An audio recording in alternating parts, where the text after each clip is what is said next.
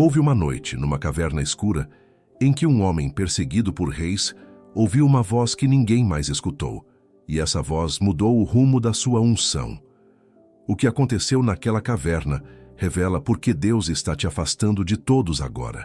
Há um tipo de solidão que não vem do pecado, nem do castigo, nem do abandono. Vem da mão de Deus. E se você tem sentido ultimamente que as pessoas estão se afastando, que os convites diminuíram, que certas portas que antes se abriam agora permanecem fechadas, eu preciso te dizer algo antes que você continue assistindo. Isso pode não ser rejeição, pode ser separação divina. Charles Spurgeon, o homem que ficou conhecido como o príncipe dos pregadores, disse certa vez que os maiores servos de Deus foram quase sempre homens e mulheres que passaram por longos períodos de solidão antes de serem usados com poder. Ele mesmo experimentou isso. Antes de pregar para milhares em Londres, Spurgeon atravessou noites de profunda angústia espiritual, sentindo-se distante de tudo o que conhecia. E foi exatamente ali, no silêncio que ele não escolheu, que sua unção foi forjada. Existe uma diferença entre estar sozinho e estar isolado por Deus. A solidão comum machuca porque parece vazia, mas o isolamento que vem do Senhor, ainda que doloroso, carrega um propósito escondido debaixo da superfície. Pense em Davi. Antes de ser coroado rei, ele foi tirado do meio dos seus irmãos, tirado do meio do rebanho, tirado até mesmo da proximidade de Saul, que antes o admirava e depois passou a persegui-lo. Davi viveu em cavernas, comeu pão escondido, dormiu em lugares que reis não deveriam conhecer. E foi nas cavernas de Adulão e de En-Gedi que Davi escreveu alguns dos salmos mais profundos já registrados. No livro de Salmos, capítulo 142, versículo 4, ele escreve: Olho para a minha direita e vejo que não há ninguém que me reconheça, refúgio nenhum me resta, e ninguém há que cuide da minha alma. Esse não é um salmo de derrota. É o retrato de um homem sendo esvaziado de tudo o que não vinha de Deus, para que só restasse Deus. Se você está passando por isso agora, quero que preste atenção em um detalhe. O isolamento que forma a unção quase nunca vem acompanhado de explicação. Ninguém te avisa, ninguém te entrega um roteiro dizendo isso vai durar 6 meses ou isso é para o seu bem. Ele simplesmente acontece. Os amigos somem, as conversas esfriam. Aquilo que antes te dava conforto começa a parecer distante, quase estranho. E o coração humano, sem entendimento espiritual, interpreta isso como abandono. Mas Spurgeon ensinava algo que atravessa os séculos. Deus não desperdiça sofrimento nos que ele chamou. Cada silêncio tem uma função. Cada ausência humana abre espaço para uma presença maior. Enquanto Davi estava cercado de gente, ele era apenas um pastor talentoso com um futuro promissor. Foi na solidão da caverna que ele se tornou o homem segundo o coração de Deus, aquele que escreveria as palavras que consolariam gerações inteiras. Há também o caso de José, filho de Jacó. Antes de administrar o Egito, antes de salvar nações inteiras da fome, ele foi isolado, vendido pelos próprios irmãos, jogado numa cisterna, depois numa prisão, esquecido por quem ele havia ajudado. No livro de Gênesis, capítulo 39, versículo 21, está escrito que o Senhor, porém, era com José e estendia sobre ele a sua benignidade. Repare bem, o texto não diz que Deus tirou José da prisão imediatamente. Diz que Deus estava com ele dentro da prisão. O isolamento não era a ausência de Deus, era o próprio lugar onde Deus estava mais presente. Há ainda um terceiro exemplo que merece nossa atenção. O próprio Elias. Depois de vencer os profetas de Baal no Monte Carmelo, depois de ver fogo descer do céu diante de todo o povo, ele foge, exausto, e se esconde numa caverna no Monte Horebe. Ali, Deus não se manifesta no vento forte, nem no terremoto, nem no fogo.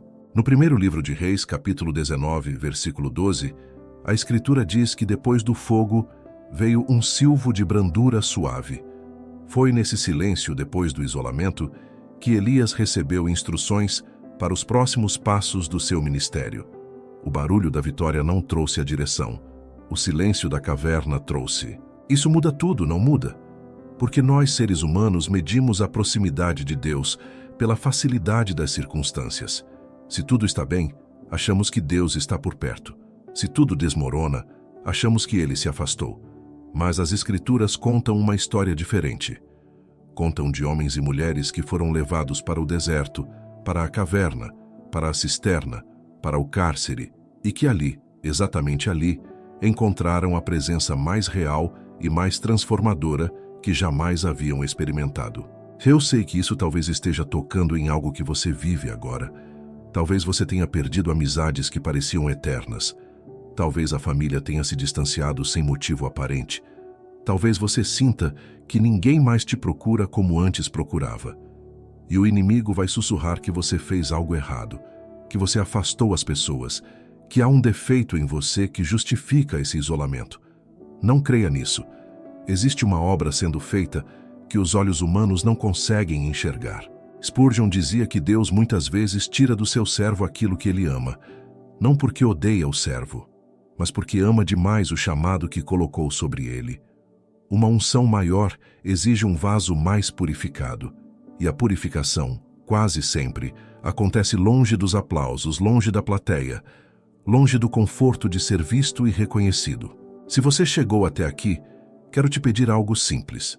Continue comigo até o final deste vídeo, porque nas próximas partes eu vou te mostrar os sinais exatos que revelam quando esse isolamento vem de Deus, como diferenciá-lo de uma solidão comum e o que fazer enquanto você atravessa esse tempo. Isso pode ser a peça que faltava para você entender o que está vivendo agora.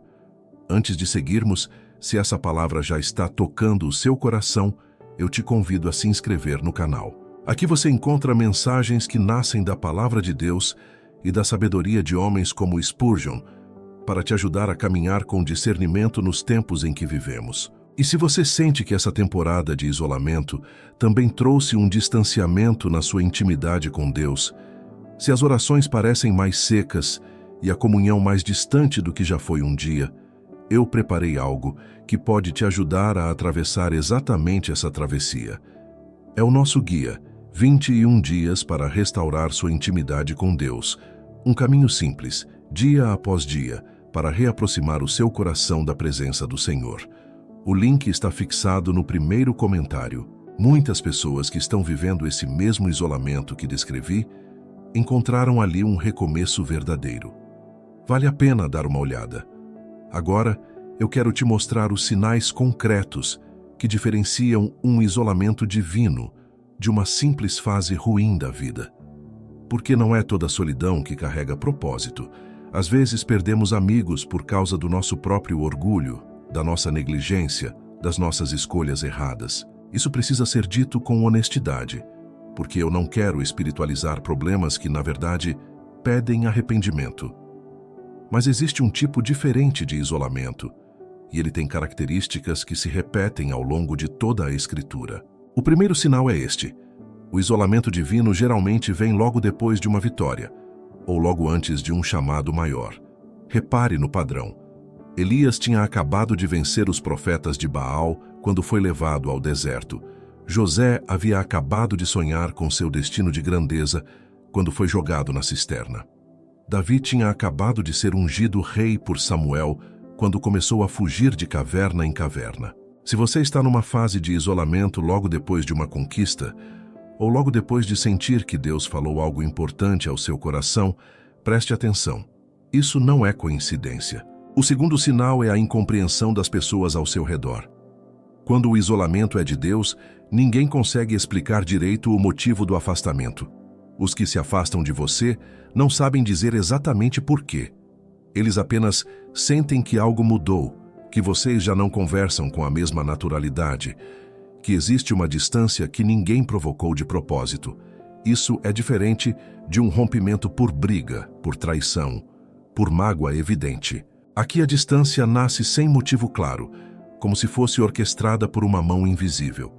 O terceiro sinal é a fome espiritual crescente durante o isolamento.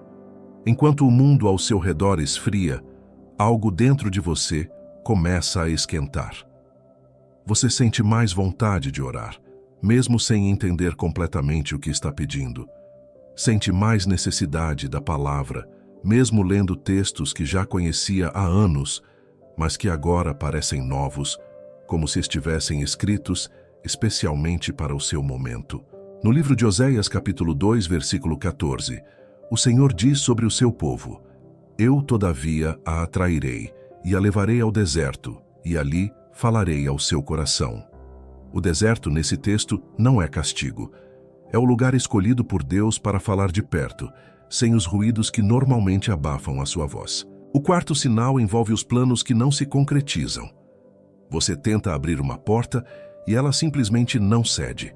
Tenta reatar uma amizade e a conversa não flui como antes. Tenta voltar para o antigo ritmo social e algo dentro de você já não se encaixa mais ali. Isso incomoda, e muito, principalmente porque humanamente ninguém gosta de ficar de fora. Mas há momentos em que Deus fecha portas não porque você errou, e sim porque Ele está reorganizando o cenário da sua vida para um propósito que você ainda não enxerga. Quero contar algo sobre a viúva de Sarepta, no primeiro livro de Reis, capítulo 17. Ela estava isolada, numa cidade estrangeira, com fome, prestes a preparar a última refeição para si e para o filho antes de esperar a morte. Foi exatamente nesse ponto de isolamento extremo que Elias chegou até ela. E a farinha e o azeite passaram a se multiplicar diariamente, sem nunca se esgotarem.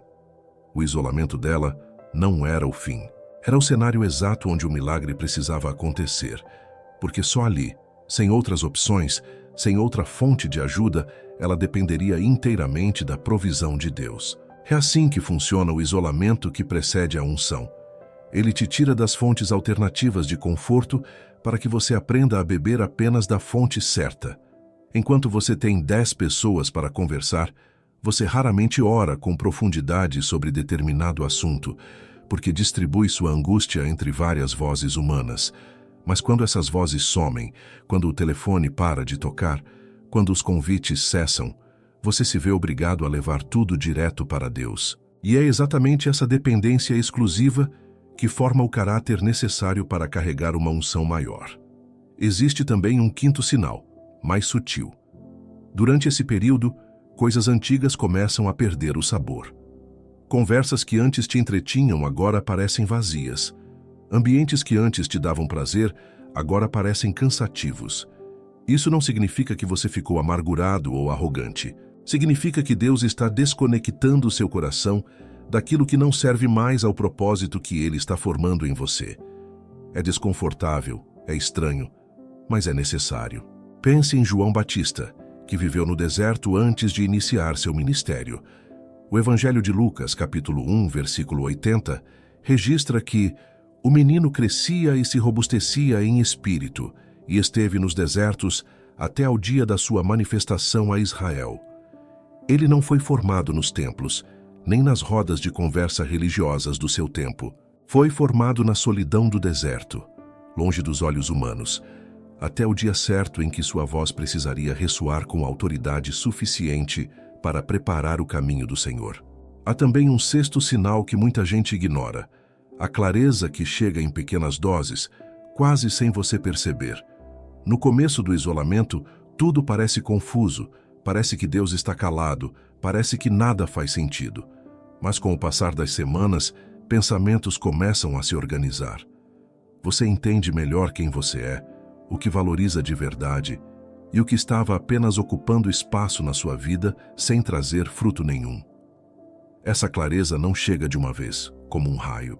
Ela chega devagar, como a luz da manhã entrando aos poucos pela janela, até que, sem perceber exatamente quando, você já enxerga tudo com mais nitidez do que antes. Vale lembrar também de Moisés, que passou 40 anos no deserto de Midian, cuidando de ovelhas antes de ser chamado para libertar o povo de Israel.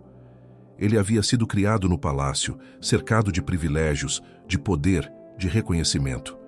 E ainda assim, Deus o levou para o isolamento do deserto, longe dos títulos que ele carregava no Egito, para formar nele a mansidão necessária para liderar um povo inteiro. O livro de Números, capítulo 12, versículo 3, diz que o homem Moisés era muito manso, mais do que todos os homens que havia sobre a terra. Essa mansidão não nasceu no palácio. Nasceu no isolamento do deserto, entre ovelhas, longe dos aplausos que ele conhecia antes. Se você reconheceu 2, 3 ou até todos esses sinais na sua própria vida agora, eu preciso te dizer com toda sinceridade, você não está sendo abandonado. Você está sendo preparado. E o que vem a seguir vai te ajudar a entender como atravessar esse tempo sem se desesperar, sem forçar portas que Deus fechou e sem tentar recriar artificialmente aquilo que Ele decidiu remover. Agora que você já reconhece os sinais, vem a pergunta mais importante. O que fazer enquanto atravessa esse período? Porque reconhecer o isolamento é uma coisa, saber viver dentro dele, sem se desesperar, sem se amargurar, sem sabotar o processo, é outra completamente diferente. O primeiro passo é resistir à tentação de forçar portas fechadas. Quando sentimos a solidão, o instinto natural é correr atrás de qualquer coisa que preencha o vazio. Ligar para pessoas que já demonstraram distância. Insistir em ambientes que já não fazem mais sentido para o momento que você vive. Tentar recriar artificialmente relações que Deus permitiu esfriar. Isso é compreensível, mas é justamente isso que atrasa o processo. Quando Davi estava fugindo de Saul, ele teve pelo menos 2 oportunidades de matar o rei e encerrar sua perseguição pela força. Ele não fez isso. No primeiro livro de Samuel, capítulo 24, versículo 6, Davi diz aos seus homens: "O Senhor me guarde de que eu faça tal coisa ao meu Senhor, ao ungido do Senhor, que eu estenda a minha mão contra ele, porque é o ungido do Senhor." Davi entendeu que forçar a situação, mesmo tendo motivos aparentemente justos, atrapalharia o tempo certo de Deus. O segundo passo é usar esse tempo para ouvir, não apenas para pedir. Muita gente entra em oração apenas com pedidos, apenas com listas de necessidades, e sai sem nunca ter ficado quieta o suficiente para escutar. O isolamento é o cenário perfeito para desenvolver esse tipo de escuta. Sem as vozes externas competindo pela sua atenção, você finalmente consegue distinguir o que é ansiedade sua e o que é, de fato, a voz de Deus falando ao seu espírito. Isso exige prática, exige paciência, mas é um dos maiores presentes escondidos dentro do isolamento. O terceiro passo é permitir que o caráter seja lapidado sem pressa. Toda unção verdadeira exige um caráter que sustente o peso dela. Já vimos histórias de pessoas que receberam dons extraordinários, mas que não tinham caráter formado o suficiente para carregar esses dons sem se destruir no processo. O isolamento existe, entre outras razões, para que o caráter alcance o mesmo nível da unção que está sendo preparada. Se Deus entregasse a unção antes do caráter estar pronto, o resultado seria desastroso, tanto para a pessoa quanto para os que estariam ao seu redor. Pense em José novamente. Ele passou 13 anos entre a cisterna e a prisão antes de assumir a posição de governador do Egito.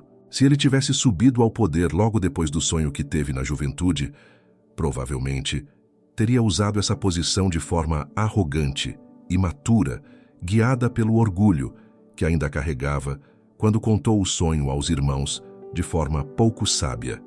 Foi na cisterna, na casa de Potifar e principalmente na prisão que José desenvolveu a humildade e a sabedoria necessárias para administrar uma nação inteira sem se corromper. O quarto passo é guardar o coração da amargura.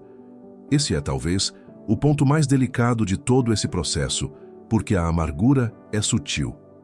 Ela não chega de uma vez, gritando. Ela se instala aos poucos, através de pequenas comparações, pequenos ressentimentos, pequenas perguntas do tipo: por que todo mundo segue em frente e eu fico parado? O livro de Provérbios, capítulo 4, versículo 23, nos adverte: sobre tudo o que se deve guardar, guarda o teu coração, porque dele procedem as saídas da vida. Se você deixar a amargura tomar conta durante o isolamento, ela vai contaminar exatamente a unção que está sendo formada. E você vai sair desse período mais endurecido e não mais maduro. O quinto passo é continuar servindo mesmo sem plateia. Davi, enquanto fugia nas cavernas, Continuou liderando os homens que estavam com ele, organizando, protegendo, cuidando. José, mesmo na prisão, continuou trabalhando com excelência, a ponto de o carcereiro entregar nas suas mãos a administração de toda a prisão. O isolamento não é desculpa para a inércia. Pelo contrário, é o lugar onde você prova, principalmente para si mesmo, que seu caráter não depende de reconhecimento externo para continuar firme. Existe uma última coisa que preciso te dizer sobre esse tempo. Ele tem prazo determinado, mesmo que você não consiga enxergar o fim agora. Nenhum isolamento divino é eterno. José saiu da prisão. Davi saiu das cavernas e se tornou rei. Elias saiu do deserto e recebeu a missão de ungir seu sucessor. Moisés saiu de Midian e liderou a maior libertação da história do povo de Israel. O tempo de isolamento tem começo, tem propósito e tem fim, ainda que esse fim só seja revelado no momento exato que Deus determinou e não no momento que a nossa ansiedade gostaria. O sexto passo, e talvez o mais prático de todos, é aprender a distinguir entre o silêncio de Deus e o abandono de Deus. Isso parece a mesma coisa, mas não é. O abandono implica a ausência total, implica que Deus simplesmente virou as costas e seguiu em frente, sem olhar para trás. O silêncio, por outro lado, é uma forma de presença que ainda não se revelou em palavras.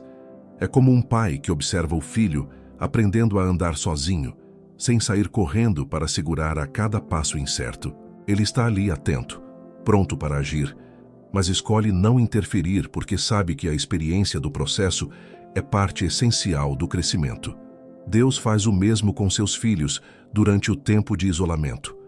Ele não se ausenta. Ele observa de perto, mesmo quando parece distante. Mas ainda há algo que precisa ser dito sobre a comparação, porque ela costuma ser um dos maiores inimigos durante esse período. Enquanto você atravessa seu isolamento, é quase inevitável olhar ao redor e ver outras pessoas avançando, sendo promovidas, casando, multiplicando-se, recebendo reconhecimento, enquanto você permanece parado, aparentemente esquecido. Essa comparação é uma armadilha. O tempo de Deus para cada vida é particular, moldado conforme o propósito específico que Ele reservou para cada um. Tentar medir seu processo pelo processo alheio só vai aumentar a angústia, sem trazer clareza nenhuma. Guarde isso. O isolamento não é a ausência da bênção. É a preparação silenciosa para recebê-la sem que ela te destrua. Muitas vezes achamos que a prova da nossa fé está em sentir a presença de Deus com intensidade, em ouvir respostas claras, em ver portas se abrindo rapidamente. Mas a verdadeira prova de fé costuma acontecer justamente quando nada disso está visível, quando o único ato de confiança possível é continuar de pé mesmo sem entender o roteiro completo. Foi assim com todos os que mencionamos até aqui. Nenhum deles recebeu um mapa detalhado do que viria a seguir. Eles apenas permaneceram fiéis dentro do processo, sem saber exatamente quando ou como aquele tempo terminaria. E é justamente sobre isso que vamos falar na próxima parte, porque existe uma diferença entre esperar passivamente e esperar com propósito. E essa diferença muda completamente o resultado do tempo que você está vivendo. Existe uma diferença profunda entre esperar passivamente e esperar com propósito. E essa diferença determina se você vai sair do isolamento fortalecido ou vai sair dele ainda mais confuso do que entrou.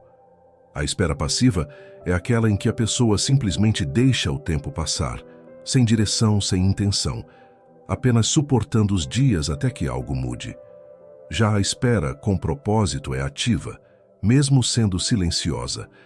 É uma espera que constrói enquanto aguarda. Pense na parábola das 10 virgens, registrada no Evangelho de Mateus, capítulo 25. Todas esperavam o mesmo noivo, no mesmo tempo, na mesma condição externa. Mas 5 delas eram prudentes e levaram óleo extra para suas lâmpadas, enquanto as outras 5 não se prepararam. A diferença entre elas não estava na duração da espera, estava na qualidade da espera. Quando o chamado chegou de surpresa, as prudentes estavam prontas, e as insensatas ficaram do lado de fora, batendo a porta que já havia se fechado. O isolamento que Deus permite na sua vida agora é o seu tempo de reabastecer o óleo. E isso acontece de formas muito práticas, longe de fórmulas mágicas. Acontece quando você usa esse tempo para conhecer as Escrituras com mais profundidade, não apenas para consolo emocional, mas para formação de caráter e discernimento. Acontece quando você aprende a orar não apenas nos momentos de aflição, mas como um hábito diário, uma conversa contínua que fortalece a intimidade e não apenas um pedido de socorro. Acontece quando você examina padrões antigos de comportamento que talvez tenham contribuído para relações desgastadas, sem se culpar excessivamente, mas também sem fugir da própria responsabilidade. E a palavra é clara quanto a isso. No livro de Isaías, capítulo 40, versículo 31, está escrito: "Mas os que esperam no Senhor renovarão as forças, subirão com asas como águias, correrão e não se cansarão, caminharão e não se fatigarão." Repare que essa promessa não é para quem espera de qualquer jeito. É para quem espera no Senhor, especificamente. Existe uma direção clara nesse tipo de espera. Não é esperar o tempo passar, é esperar voltado para Deus, de olhos fixos nele, e não nas circunstâncias.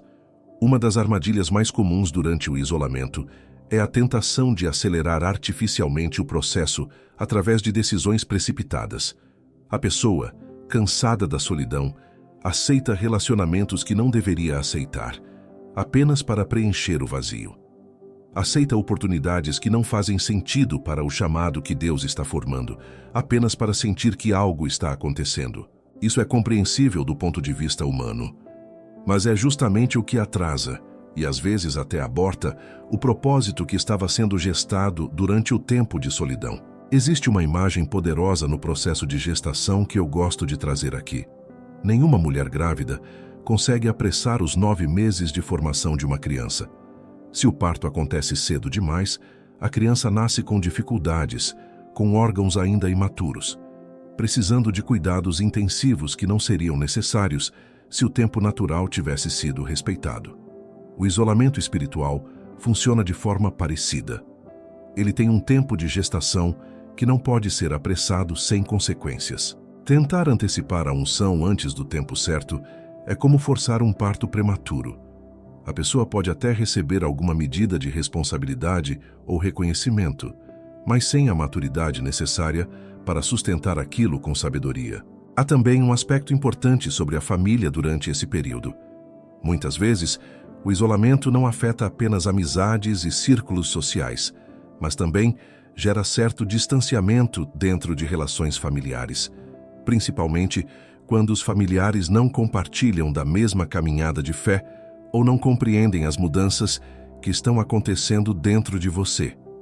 Isso dói de um jeito particular, porque família deveria ser o lugar de maior acolhimento. Mas o próprio Jesus enfrentou incompreensão dentro da sua própria família.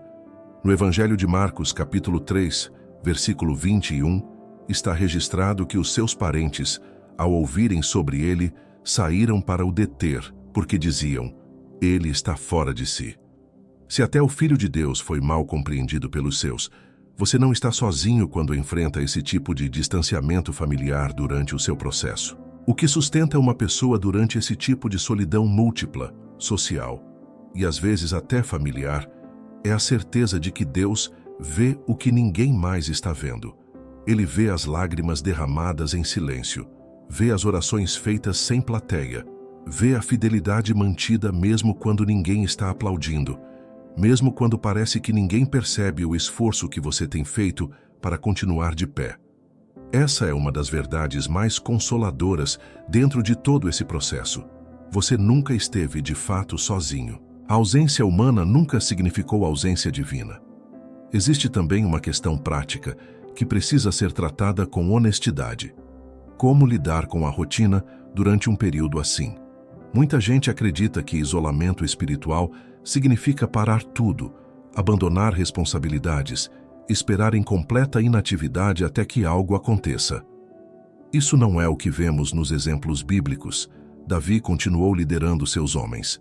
José continuou trabalhando com excelência. Moisés continuou pastoreando as ovelhas de Jetro. Nenhum deles cruzou os braços esperando passivamente. Eles mantiveram suas responsabilidades diárias, mesmo sem entender completamente o propósito daquele tempo, e foi justamente essa fidelidade nas pequenas coisas que os preparou para as grandes responsabilidades que viriam depois. Há um princípio espiritual importante aqui. Quem não é fiel no pouco, dificilmente será fiel no muito. Se durante o isolamento você abandona suas responsabilidades cotidianas, sua rotina de trabalho, seus compromissos familiares que ainda fazem sentido, sua disciplina pessoal, você não está usando o tempo de preparação da forma correta. O isolamento não é uma pausa da vida. É uma pausa de certas conexões e certos ruídos externos, para que a vida interior seja fortalecida com mais intensidade do que a vida exterior estava recebendo antes. E há algo ainda mais profundo por trás disso. O próprio conceito de tempo, quando vivido dentro do isolamento, muda de sentido. O que antes parecia perda de tempo passa a ser reconhecido como investimento.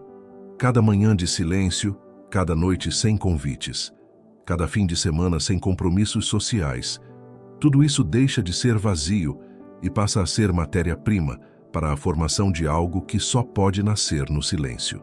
Muitas vezes, o desconforto do silêncio é exatamente o sinal de que algo está sendo formado nas partes mais profundas de quem você é, longe da vista de qualquer pessoa, num lugar que só Deus tem acesso completo. Na próxima parte, quero te mostrar como reconhecer o momento exato em que esse isolamento começa a se transformar em manifestação, porque existe um ponto de virada, e ele geralmente chega de uma forma que ninguém espera. Existe um momento específico em que o isolamento começa a se transformar em manifestação, e quase sempre ele chega disfarçado de algo pequeno, quase insignificante aos olhos humanos. Ninguém recebe um anúncio formal dizendo que o tempo de solidão terminou. O sinal costuma ser sutil, silencioso, quase despretensioso, e é exatamente por isso que tanta gente perde esse momento sem perceber que ele já havia chegado. O primeiro indício desse ponto de virada é uma paz que substitui a ansiedade, mesmo que as circunstâncias externas ainda não tenham mudado nada. É como se, de repente, aquele peso constante de quando isso vai acabar, desse lugar, a um sossego que não depende mais de respostas imediatas. Davi expressa exatamente esse tipo de mudança interior no Salmo 27, versículo 13, quando declara: Eu certamente cria que veria a bondade do Senhor na terra dos viventes. Repare que ele ainda estava em meio à perseguição quando escreveu essas palavras. A circunstância não tinha mudado. O coração dele é que havia atravessado um limiar interno. O segundo indício é o surgimento de pessoas certas, no tempo certo, sem que você tenha corrido atrás delas. Depois de um período de isolamento, onde muitas relações se esvaziaram, é comum que novas conexões comecem a surgir, geralmente pessoas que compreendem o propósito que estava sendo formado em você durante a solidão. Diferente das relações anteriores, que talvez nunca tenham compreendido completamente quem você é chamado a ser. Isso não acontece por esforço, não acontece por rede de contatos ou estratégia social. Acontece porque o tempo de preparação chegou ao seu ponto de maturação e Deus começa a reconectar você com as pessoas certas para a próxima fase. O terceiro indício é uma mudança na forma como você interpreta as próprias dificuldades. O que antes parecia sofrimento sem sentido começa a fazer parte de uma narrativa maior, uma narrativa que só se torna visível quando olhamos para trás e enxergamos como cada peça se encaixou. José, ao finalmente se revelar aos irmãos que o venderam anos antes, disse algo extraordinário, registrado no livro de Gênesis, capítulo 50, versículo 20. Vós, na verdade, intentastes o mal contra mim, porém Deus o intentou para bem. Ele só conseguiu enxergar esse propósito depois de atravessar o processo inteiro. Durante a cisterna e a prisão, provavelmente não fazia sentido nenhum. O quarto indício é uma renovação da capacidade de sonhar. Durante o auge do isolamento, é comum que a pessoa perca a vontade de projetar o futuro, de fazer planos, de imaginar possibilidades. A dor do presente consome qualquer energia disponível para pensar adiante. Mas quando o processo começa a amadurecer, algo dentro de você recupera essa capacidade. Você volta a sonhar, mas dessa vez com mais discernimento, sem a ingenuidade de antes, porque agora esses sonhos passaram pelo crivo da purificação que só o isolamento proporciona. Há também um quinto indício, talvez o mais importante de todos: a disposição para servir sem esperar retorno imediato. Antes do isolamento, muitas vezes servimos esperando reconhecimento, aplausos, retribuição proporcional ao esforço. Depois de atravessar esse processo de purificação, a motivação muda de lugar.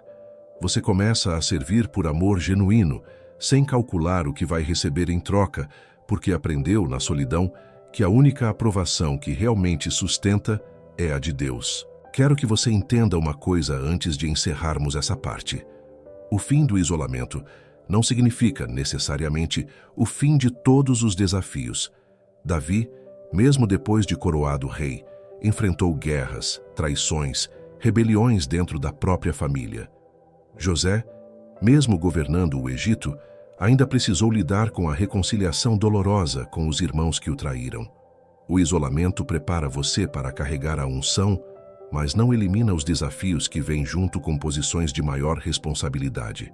A diferença é que agora você atravessa esses desafios com uma raiz espiritual profunda, o suficiente para não ser arrancado pelas tempestades que viriam derrubar quem não passou pelo mesmo processo de formação. Talvez você esteja se perguntando neste exato momento se já está perto desse ponto de virada, ou se ainda tem um caminho longo pela frente. A resposta sincera é que ninguém, além de Deus, sabe exatamente quando esse momento vai chegar. Mas os sinais que descrevemos aqui servem como referência para que você reconheça, quando o momento chegar, que ele de fato chegou, e não deixe passar despercebido por estar ainda com os olhos fixos na dor da espera. Há também um aspecto sobre a memória que vale a pena mencionar aqui. Quando o isolamento se aproxima do fim, muitas pessoas relatam uma espécie de revisão espontânea do próprio passado. Situações que pareciam desconexas começam a formar um padrão. Encontros aparentemente aleatórios revelam ter sido providenciais. Palavras ouvidas anos atrás, que na época pareceram irrelevantes, voltam à memória carregando um peso que antes não tinham. Isso não é coincidência nem imaginação. É o Espírito de Deus reconectando, diante dos seus próprios olhos, os fios de fidelidade que ele foi entrelaçando, mesmo quando você não conseguia perceber nada além do vazio. Vale lembrar de Ruth, a Moabita, que atravessou anos de perda, viuvez e desenraizamento, antes de encontrar em Boaz não apenas um sustento, mas um propósito que a inseriria na própria linhagem de onde viria o rei Davi, e mais tarde, o Messias. No livro de Ruth, capítulo 2, versículo 12, Boaz declara sobre ela: "O Senhor te dê a recompensa do teu feito, e te seja concedido pleno galardão da parte do Senhor Deus de Israel, sob cujas asas te vieste abrigar." Ruth não sabia, enquanto catava espigas sozinha no campo, que aquele período de solidão e recomeço estava sendo preparado por Deus para algo muito maior do que ela conseguia imaginar naquele momento. Guarde essa verdade com você. O isolamento nunca é o capítulo final da história. Ele é apenas a passagem necessária entre o que você era antes e aquilo que Deus está formando agora, algo que só pode nascer no silêncio, longe dos aplausos, longe da pressa, no tempo exato que só Ele controla por completo. Talvez ninguém ao seu redor tenha percebido o tamanho da batalha que você tenha enfrentado sozinho. As noites em que orou sem receber resposta imediata, os dias em que sustentou a fé apenas pela teimosia de não desistir. Mas o céu registrou cada um deles, e nenhum desses momentos foi em vão. Continue firme. O que está sendo formado em você agora, no silêncio que ninguém mais enxerga, vai um dia se revelar de um jeito que nem você mesmo conseguia imaginar quando tudo começou. E se você chegou até aqui atravessando comigo cada uma dessas verdades, eu creio que essa palavra não chegou até você por acaso. Obrigado por caminhar comigo até aqui. Se essa palavra tocou o seu coração, deixe nos comentários em qual parte da caverna você está agora, porque eu quero orar especificamente por você. Se inscreva no canal e ative o sininho, porque toda semana trazemos mensagens como essa, nascidas da palavra e da sabedoria de pregadores que marcaram gerações, para te ajudar a atravessar cada temporada com discernimento. Deixe também o seu like, isso ajuda outras almas isoladas a encontrarem esse vídeo. E se essa fase de silêncio abalou sua intimidade com Deus, não deixe para depois. O nosso guia 21 dias para restaurar sua intimidade com Deus está te esperando no link fixado no primeiro comentário. Um passo a passo simples para você voltar a sentir a presença do Senhor todos os dias. Nos vemos no próximo vídeo.